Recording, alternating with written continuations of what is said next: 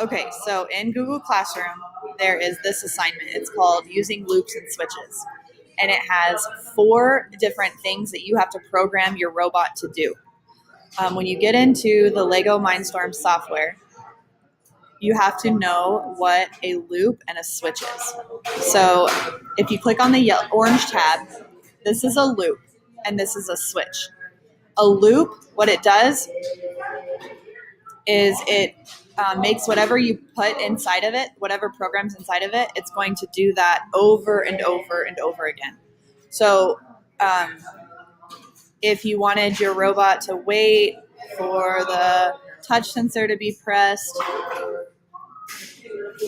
and then you wanted your robot to make a sound after the touch sensor is pressed, well, what this loop does is it allows you to do it over and over again. So with your tutorials, you had to press play every time you wanted it to do that. But this will allow it to happen again and again, where you press touch sensor, it says hello, and then you do it again and again. So that's what a loop does. A switch allows your robot to make decisions. So right now, the switch is programmed to use the touch sensor. The check mark means yes. So when the touch sensor is pressed, what do you want it to do? When it's not being pressed, what do you want your robot to do? Same with the color sensor. You can program your robot for any of the sensors using a switch. If you wanted your robot to measure color, then when it detects black, maybe you want your robot to make a sound. When it detects green, maybe you want the motor to turn on for 5 rotations.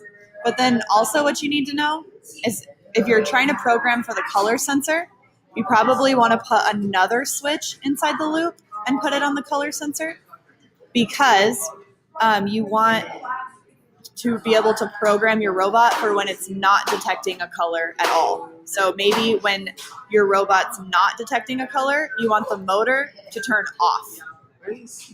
So that's how you use a loop and a switch. And so then going back to the assignment, you don't have tutorials to follow.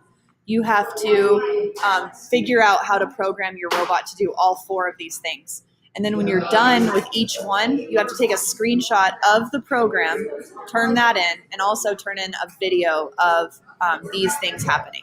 So the first one's the motor will continuously turn on for 2 seconds after the touch sensor is pressed. So you press the touch sensor, the motor turns on for 2 seconds, but you can do it again and again, which is continuously.